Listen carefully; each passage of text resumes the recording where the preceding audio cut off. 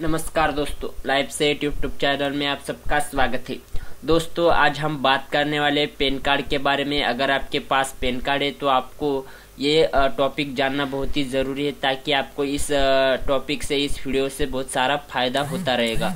तो दोस्तों, video last तक देखते रहिए और चैनल को सब्सक्राइब कर लीजिए, ताकि हम जो भी ऑनलाइन मनी, इंटरनेट, टेक्नोलॉजी, अपना सीएससी रिलेटेड ढेर सारी वीडियो डालते रहते हैं। तो आपके वीडियो के नीचे सब्सक्राइब बटन दिख रहा होगा, उस पर क्लिक करके आप चैनल को सब्सक्राइब कर सकते हैं। तो चलिए दोस्तों, हम आपको बता दें कि किस बारे में और क्या जानकारी है पैन कार्ड के बारे में। तो दोस्तों, अगर आपके पास पैन कार्ड है तो आपको एक बात ध्यान में रखनी होगी कि जब कभी भी आप अपना पैन कार्ड बैंक में पैसा ट्रांजैक्शन करने के लिए या पैसा डिपॉजिट विड्रॉल करने के लिए जब कभी भी आप पैन कार्ड देते हो, तो आपको एक बात ध्यान में रखनी होगी कि जब भी आप पैन कार्ड देते हो तो बैंक वाले क्या करते हैं कि आपका जो पैन कार्ड नंबर है, वो पैन कार्ड नंबर आपको वहाँ पर वो इंटर कर देते हैं, सबमिट कर देते हैं। उसी वक्त जब भी आप कोई 1 लाख 2 लाख का जो ट्रांजैक्शन या डिपॉजिट करते हो, तो उसी वक्त क्या होता है कि जो भी आपका 10 लाख का 10% जो बैंक है, वो जो भी इनकम टैक्स है, इनकम टैक्स ऑफिसर है, मतलब इनकम टैक्स जो भी है, तो वो जो 10% वो काट लेती है। और जो भी आपका पैन कार्ड है उस अकाउंट से, मतलब पैन कार्ड के अकाउंट उस नंबर से वो काट लेती है। मतलब आप जब कभी भी बैंक में 1 लाख रुपए अगर डिपॉजिट करते हो, तो जो इनकम टैक्स है वो 10% उस 1 लाख में से काट लेती है। तो वो 10% मतलब 1 लाख का 10% बोले तो 10,000 रुपये वो काट लेती है। तो उसी को पाने के लिए आपको मैं ये वीडियो बना रहा हूँ कि आप कैसे, अगर आपने अभी तक जहाँ जहाँ पैन कार्ड दिया है, तो आप कैसे उस 10% को ले सकते हैं, और उसको लेने के लिए आपको क्या करना होता है, और उसको कितना आपका कटा है, कितने आपका टीडीएस है, मतलब उसको वो सारे प्रोसेस को टीडीएस बोलते हैं। तो आप कैसे अपना टीडीएस वहाँ से निकालोगे और कितने आपने अपना जो कटा है, वो सारी जानकारी मैं इस वीडियो में देने वाला हूँ, ताकि आप जो भी आपने कैश डिपॉजिट करते वक्त पैन कार्ड दिया है और उसमें से 10% काट लिया, तो उससे आप कैसे निकाल सकते हैं और उसे पाने के लिए क्या करना होता है, वो सारी जानकारी मैं देने वाला हूँ। तो दोस्तों, आपको सबसे पहले क्या कर लेना होगा, आपके पास जो पैन कार्ड है वो नंबर आपके पास होना चाहिए, आपका पैन कार्ड आपके पास होना चाहिए। तो दोस्तों, सबसे पहले आपको इस वेबसाइट पर आना है। इस वेबसाइट का लिंक मैं दिखा देता हूँ, www.incometaxindiaefiling.gov.in पर आपको आना है। तो चलिए देखिए, यहाँ पर आपको ये वेबसाइट दिखाई दे रही है, मैं इसकी लिंक डिस्क्रिप्शन बॉक्स में भी डाल दूंगा। तो आपको इस पेज पर आना है, और इस पेज पर आने के बाद देखिए यहाँ पर आपको क्या करना है। यहाँ पर रजिस्टर यूजफुल, मतलब आपका जो पैन कार्ड है यहाँ पर आपको रजिस्टर कर लेना होता है। तो देखिए यहाँ पर रजिस्टर यूजफुल यहाँ पर आपको कर लेना होता है। तो यहाँ पर आपको इसे रजिस्टर करने के लिए यहाँ पर इस पर क्लिक करना है। तो चलिए हम इस पर क्लिक कर देते हैं। तो देखिए दोस्तों, जैसे आप इस पर क्लिक करते हो तो यहाँ पर आपको क्या करना होता है, यहाँ पर आपको रजिस्टर करना होता है आपका पैन कार्ड। तो यहाँ पर आपको इंडिविजुअल पर क्लिक करना है और कंटिन्यू पर क्लिक करना है। अगर आपका पैन कार्ड कंपनी का है, ट्रस्ट का है, गवर्नमेंट का है, जिसका भी आपको वहाँ पर इस पर आपको सेलेक्ट करना है और आपको कंटिन्यू कर देना है। तो चलिए हम इंडिविजुअल पर क्लिक कर देते हैं, और उसके बाद आपको इसे कंटिन्यू कर देना है। और कंटिन्यू कर देने के बाद देखिए यहाँ पर आपको 3 स्टेप यहाँ पर पार करना है, मतलब आपको 3 स्टेप यहाँ पर भर देना है। तो देखिए यहाँ पर सबसे पहले ये inter basic detail, registration form और रजिस्ट्रेशन सक्सेसफुली। तो यहाँ पर आपको क्या कर लेना होता है, यहाँ पर आपका पैन कार्ड नंबर डालना होता है। उसके बाद अपना सरनेम डालना होता है, जो भी आपका लास्ट नेम है वो डाल दीजिए यहाँ पर। उसके बाद मिडल नेम डाल दीजिए और फर्स्ट नेम यहाँ पर डाल दीजिए। तो यहाँ पर आप इसे ध्यान से भरिए, तभी ये आगे जाएगा। और अपनी जो पैन कार्ड है उसकी डेट ऑफ बर्थ यहाँ पर डाल देनी है। ये पूरा भर देने के बाद कंटिन्यू कर देना है। और उसके बाद यहाँ पर रजिस्ट्रेशन फॉर्म आएगा, उसमें कुछ इन्फॉर्मेशन भरना है, मतलब आपकी जो आधार कार्ड है उसके साथ आपको ये लिंक करना होता है। तो एक बात ध्यान में रखिए कि जो भी आपके आधार कार्ड और पैन कार्ड में सेम डिटेल होनी चाहिए।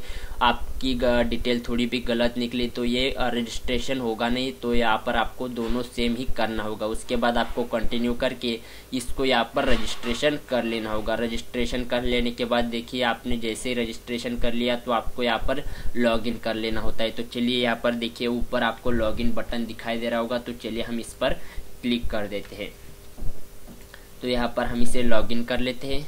तो देखिए दोस्तों यहाँ पर आपको लॉगिन करने के लिए क्या करना होता है। तो देखिए यहाँ पर आपको यूज़र आईडी जो आपका पैन कार्ड नंबर है वो पैन कार्ड नंबर ही आपकी यूज़र आईडी होगी। तो यहाँ पर अपना पैन कार्ड नंबर डाल दीजिए। जिस वक्त आप रजिस्ट्रेशन कर रहे थे तो उस वक्त आपने जो पासपोर्ट दिया है वो पासपोर्ट यहाँ पर डाल दीजिए। उसके बाद ये कैप्चा कोड भर के लॉगिन कर लीजिए। तो चलिए हम यहाँ पर अपना पैन कार्ड नंबर और ये भर देते हैं और इसे लॉगिन कर लेते हैं और आगे आपको प्रोसेस दिखा देते हैं।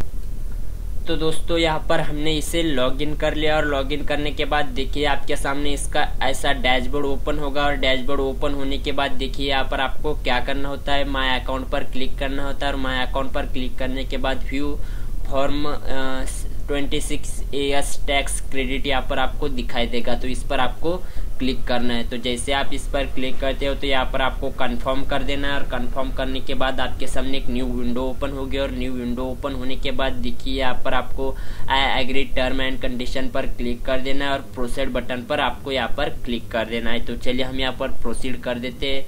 और देखिए दोस्तों जैसे आप यहाँ पर प्रोसीड कर देते हो तो यहाँ पर आपको कुछ इन्फॉर्मेशन दिखाई देगी।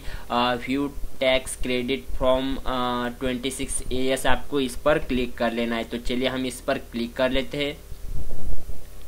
तो देखिए दोस्तों जैसे आप इस पर क्लिक कर लेते हो तो यहाँ पर आपका जो पैन कार्ड है उसकी डिटेल यहाँ पर आपको दिखाई देगी। तो देखिए सबसे पहले आपको यहाँ पर ये डिटेल दिखाई देगी। यहाँ पर आपका जो पैन कार्ड नंबर है वो दिखाई देगा, current status of PAN active दिखाई देगा, आपका एड्रेस दिखाई देगा, नेम दिखाई देगा। तो देखिए आपको इस पर यहाँ पर आपको सारी इन्फॉर्मेशन दिखाई देगी। तो आपको आपका जो क्रेडिट कितना हुआ है, कितना TDS निकला है वो देखने के लिए यहाँ पर आपको असेसमेंट ईयर आपको यहाँ पर सेलेक्ट कर लेना है। तो चलिए हम यहाँ पर 16-17 रख देते हैं और उसके बाद यहाँ पर आपको HTML ही रहने देना है। उसके बाद आपको ये कैप्चा कोड भर देना है। तो चलिए हम यहाँ पर कैप्चा कोड भर देते हैं।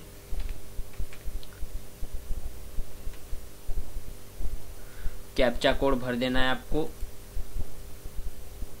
एक बार और फिर से भर देते हम।